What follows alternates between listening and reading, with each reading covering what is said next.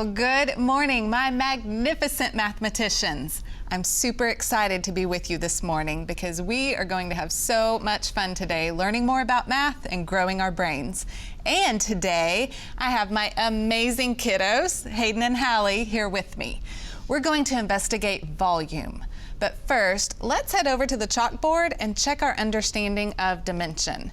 Now, a dimension is the way that we measure the size of something. It could be the length or the width or even the depth of something. And let's start with 1D. When we take a 1D measurement, we're only measuring how long something is. And I bet you've had a 1D measurement taken at the doctor's office. The doctor doesn't really want to know how wide or how deep you are. They just want to see how tall you are to see if you're growing, so they measure your height. Hayden and Hallie, can y'all think of other examples of 1D measurements? Whenever I'm on a race, I only think one dimension, the length of the race. No one talks about how wide or deep the race is. That doesn't even make sense. That's funny, and you're right, that doesn't make sense at all. Hallie, how about you? I was thinking about the water park and how they measure how tall kids are to see if they can go on the big slides. Oh, that's a perfect example. Great job, y'all. So let's talk about 2D. We measure in 2 dimensions all the time. Think about different rectangular objects around your home that need to be measured, like a picture frame that you want to hang on the wall. And last, we're going to investigate volume. Now, volume is a 3-dimensional concept. Now, you can draw things that just look 3D, but if something is really 3D, it has depth and it takes up space. So in math, when you're measuring in 1D, you're only measuring length. When you measure in 2D, you're measuring 2 dimensions, length and width, which can give you the area or the surface of something. And then when you measure in 3D, you're measuring 3 dimensions, length, width, and depth. Okay, let's look at a real example of this. Measuring volume is different because you start thinking about the inside of something. So look at this 3D cube. This cube has length and it has width, and it also has depth. The volume is the inside. So think about filling the cube, the inside part, with something like this pasta.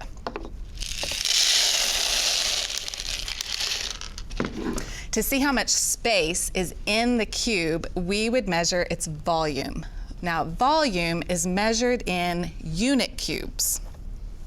And since the dimensions of our unit cube are in inches, we measure the volume of the big cube in 1-inch cubes.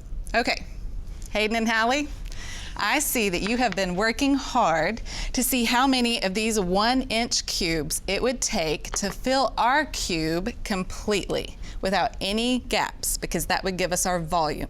So you're getting pretty close, but you've got a few more. You two finish that cube. I'm going to use the math formula that I know, and then we'll check what you get with the answer that I get and see if our answers match. Okay? 61. 62. 63. 64.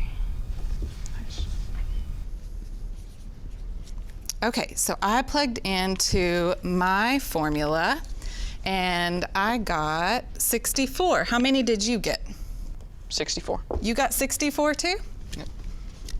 They stack perfectly and there are no gaps in it. Okay, no gaps, because that's really important when we're measuring volume. We want to make sure that our little unit cubes take up and fill up that whole space. Now, here's the math formula that I used.